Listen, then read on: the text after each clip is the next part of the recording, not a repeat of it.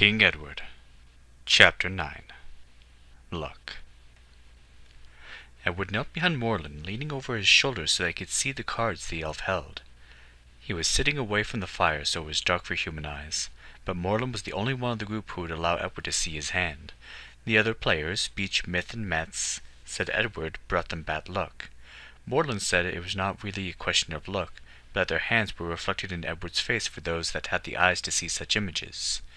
It was too dark for Beach and Metz to see Edward now, and Morland blocked him from Myth's view. And yet the pile of coins in front of Morland had grown smaller, since Edward had taken a place behind him. This time he had dealt a good hand. Edward could see that. It was Matt's turn. He was cogitating. "You're shivering, son," Morland said. "Have you no warmer clothing? We must find something for you. Here, come share my cloak, then. You can hold the cards if you like." The wind was chill. There was a bite to it now, that they were further north and the year had grown older. Edward accepted the shelter of Morland's arm and wore him for a cloak and sat close against his side. "I think I'll just play the cards that I hold," Matt said at last, and pushed a pile of coins into the pot. Then with sudden resolve added a few more. "There. Throw down the hand, Edward. We're through." "But there aren't many better hands than the one we've got," Edward protested. "Edward!" Morland growled. "Well, how am I supposed to learn?" Matt didn't have to show his cards unless they matched his bet. "By watching, silently. Oh, very well. No one ever told me that father had came cheaply." He shoved most of the coins into the pot to match Matt's bet, and Edward laid the hand down. "Ah," Matt said, "you didn't do that, my friend. I'll show the boy my cards for free." "You filthy Nord," Morland said in disgust. "Put down your cards and take my gold if you can beat my hand. Let's see if I'm the one who needs educating on how to play this game." "You don't," Matt grinned, "except that you could have accepted my generous offer instead of throwing an insult at me." Matt laid down the perfect hand he called the ladies. "A taunt like that rates an insult. Matt's, that hand is almost worth the viewing price. 5 beautiful ladies. You don't see them together every day. They're not that fond of one another's company." "How'd you know?" Edward demanded. "Ah, that'd be telling," Morland grinned. "Some things you're supposed to learn for yourself. That's part of the game. But remember that a good hand's worthless if someone else holds a better." "I'm sorry." Edward looked ruefully at the few remaining coins. "No matter, it's foolish to play with Mats on those nights when the god of luck stands on his shoulder, and all I have at mine is a runaway Breton prince who should be in his bed. He'd have had that money off me in the end. That way we'll get a bit of sleep." "Spoil sport," Matt grumbled. "It's not every day Cy visits me, and I do enjoy his presence." "He can leave as quickly as he comes. Cy's not someone you want to get over fond of, Mats." "Who should know that better than I? Nay, do not apologize. I appreciate your concern for me, my friend. It's not altogether unwarranted, but I am mindful of the temptation.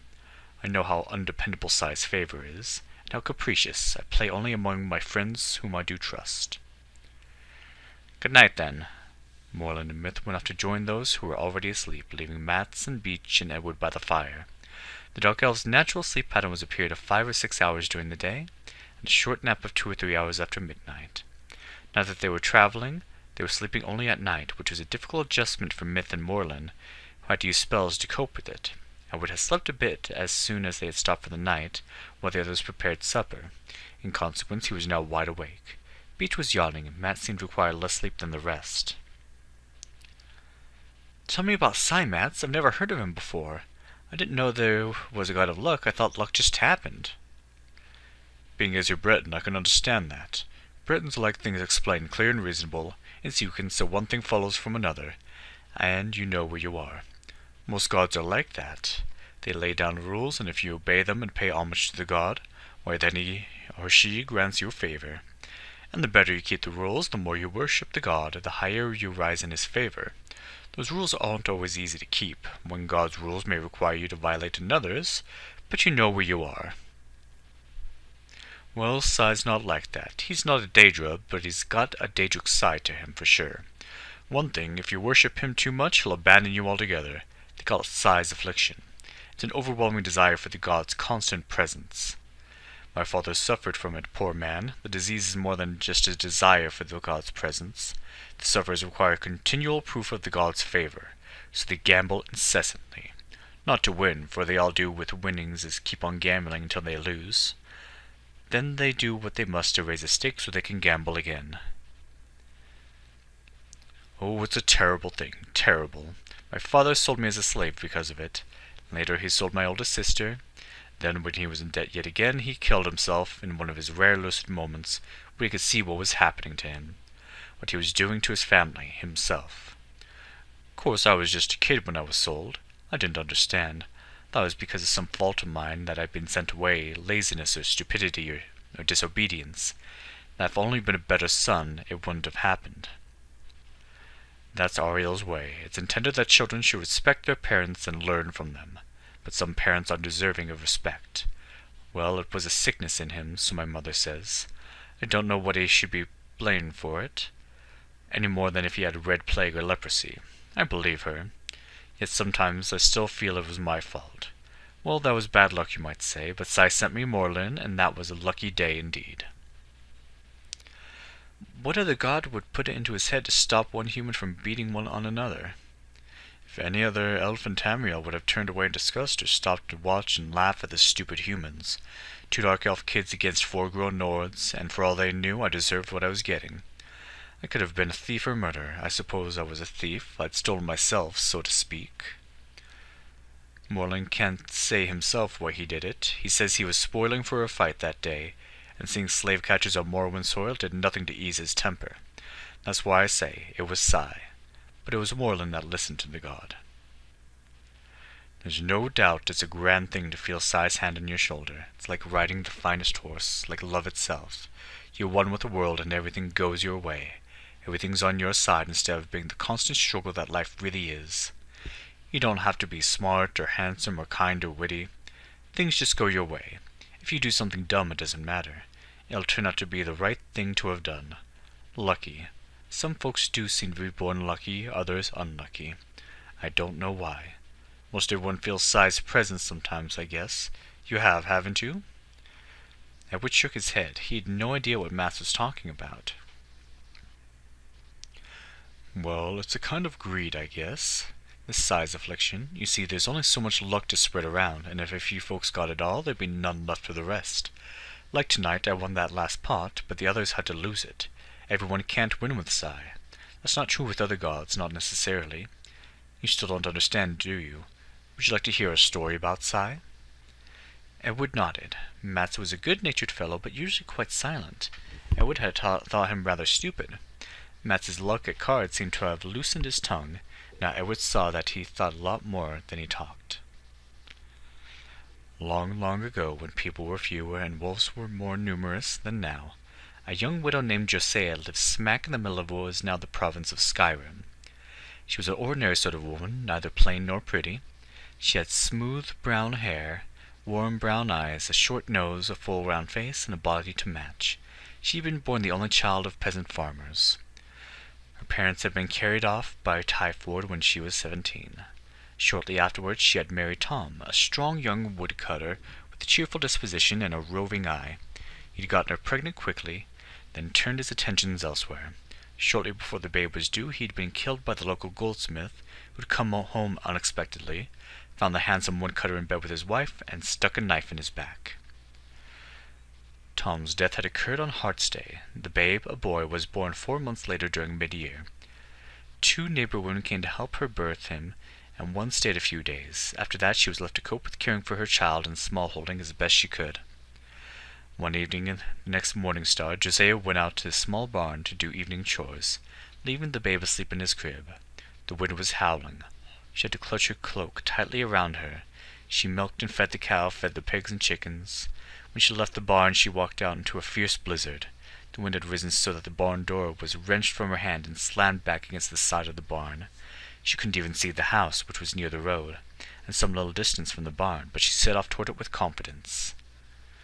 She had lived here all her life, and knew every inch of the ground, although she had never seen a storm quite this fierce and sudden. There were 2 inches of snow beneath her feet. She struggled against the wind for some time, until at last she realized she must have somehow gone past the house. She turned back and tried to follow her own footprints, reasoning at least she'd warm herself in the barn before setting out again. But the snow was falling so thickly that her footprints vanished before her eyes. She was quite lost and cold. Dosea struggled on, hoping to come across something recognizable, a boulder or a tree or the road of not a house or barn. Her hands and feet were wet and numb. She undressed heavily and was now chilled to the bone, with ice forming on her eyebrows and lashes. "Timmy! Timmy!" she cried her child's name, hoping against hope that the babe would wake and cry and that she might follow the sound to him. She stood and listened, gasping the cold air into her lungs. There was only the howling of the wind. The wind or something more. A grey shape took form in front of her, staring at her with slitted yellow eyes. A great grey wolf. Her heart seemed to stop. Her eyes filled with tears as she thought of her child lying helpless in the house alone, and his mother dead outside. How unlucky to die so close to shelter. Unlucky. But she had always been unlucky, the unluckiest woman she knew. It might be days before any thought to visit her. She sank down to her knees exhausted. The wolf sat before her, threw back its head, and voiced a dreadful howl. Her frozen hands scrabbled in the snow, looking for a stone or stick, anything with which to defend herself against the pack. Another dark shadow appeared from the whirling white snow. She scrambled backwards in a panic. This one was also grey, but tall and two-legged, grey-cloaked and hooded. Its gloved hand reached for the wolf's head and patted it. Her scream died in her throat. "No need to fear, lass. Will not bring you harm. Nay, quite otherwise. Be you the mother of yon child?" She nodded dumbly. His voice was deep and kind, clear in the high whistling of the wind, but her eyes went to his dread companion. "No need to fear," he repeated. "My friend Grelin here will lead us back to safety. Unless you indeed do wish to spend the night here." His hands reached for hers and pulled her up, and she leaned on him and hobbled alongside him. When at last they reached her door, he said, "I stopped here hoping for shelter from the storm. I hope you don't mind." How could she refuse? Men, too, could be wolves. But if he were, it wasn't likely he'd take no for an answer. Please come in. I left the kettle to boil, but I expect it's empty now," she said inanely. "I did go in when there was no response to my knock and found the babe sleeping alone, and the kettle boiling away. I took the kettle from the fire, but left the babe be. I knew his mother would not be far, and set out to Grelin to find you. Lucky for you, then, I have always brought luck to those around me." He threw back his hood, and when she saw that he was tall and pale, with silver hair and eyes, but a young face. His countenance was grim, but the silver eyes were kind and his mouth gentle. "My horse, too, will want shelter on this night. Have you shed to offer him?" While she stabled the horse, she changed out of her wet clothing and fixed a bit of supper for them, soup and bread and cheese and elm root tea. As she dished it up, she apologized meekly for the meager fare. "Why, 'tis a feast compared to my efforts." He smiled and fell to hungrily. Grelin lay by the fire, his eyes fixed on his master, who occasionally flung him a morsel. "He ate well yesterday, luckily, for your chickens. Else I'd have to buy one from you." "Nay, nay," she protested. "I'm deep in your debt and glad to share anything I have with you." The babe stirred and cried then, and she picked him up, changed his wet diaper, and put him to her breast. "Where's your husband, lady?" She hesitated a moment. The thought flashed that she should not tell the stranger how alone and unprotected she was. Then she told the truth. "A sad tale, truly," he said. "But he's left you a handsome child, and you seem quite comfortable here." His eyes went around the humble one-room cottage, trim and feather bed at one end, covered with a quilt of her mother's making, and stone hearth at the other, table and chairs made by her father in the middle. A ladder led to the loft where she'd slept as a child. Suddenly the simple room seemed a palace to her. They were warm and dry and well fed, and indeed what could be better? "Why, you're right, stranger. I am lucky after all. Now, will you tell me something about yourself?" "I am less fortunate than you in some ways. I am a wanderer, and born to wonders. I tinker by trade, though I can turn my hand in most things. I have never been married and have no children, nor have I ever had a home, other than the wagon my horse pulls. I've never stayed long in one place. My parents named me Cy, but most folks call me Lucky." Lucky is what I will call you then, for you have indeed been lucky for me." He stood and stretched and began clearing the remnants of their meal from the table. He poured water from the copper kettle into the basin and washed and dried the dishes, something she had never seen a man do before. After the babe was fed, they played with him on the hearthrug while he told her of some of the odd and wonderful places and peoples he had met with on his journeys. And once again her life seemed very narrow and dull. After an hour or two the babe grew tired and cranky, and she told him on her lap and sang to him until he fell asleep. She laid him in his crib and wrapped him warmly in a rabbit fur bunting. When she went back to the fire, Lucky reached for her hand and held it for a moment, without a word. Then they were in one another's arms and kissing hungrily. They shed their clothing and lay together shamelessly, enjoying each other's bodies in the flickering rosy firelight. He loved the roundness of her breasts and thighs, belly and buttocks, and said she was as juicy as an apple. His bleached, lean, muscular body and silken hair fascinated her as much. She had loved Tom and known pleasant moments with him, but nothing felt like she felt with this stranger. She woke in bed in the morning to the baby's crying as usual. Lucky wasn't there. She thought he must have been a vivid dream. Then the door opened and shut, and he was striding toward her, fully dressed, and motioning her to stay where she was. He kissed her lips, then brought the babe to her, and stood watching as he suckled. "What a pity that we remember not the pleasure we once knew." "Yet we have pleasure still that we will remember," she said, and felt her cheeks redden at her boldness. What a wanton he must think of her, he said, and laid his cold hand against her hot cheek.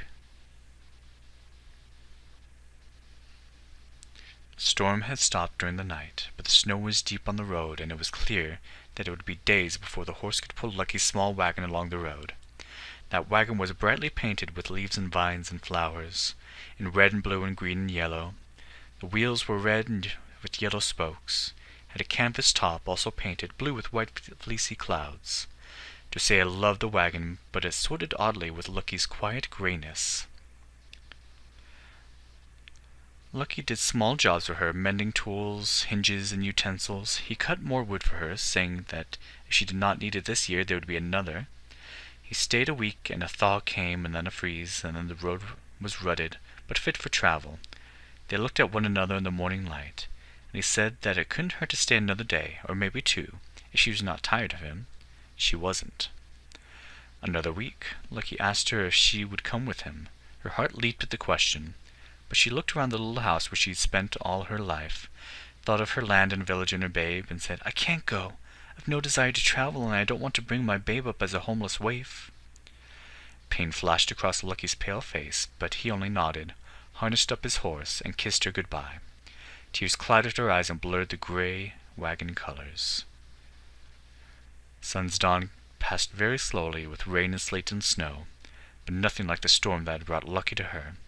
Occasionally there was a knock at her door which started her heart pounding, but always it was just a villager come to buy the dried herbs she sold. Then, on the first night of the first siege, she heard the creak of a wagon and knew. She flew to the door, her face alight, and flung herself into his arms. "I can't stay," he said. "I'm just passing through." And that was all the talking they did for quite a while.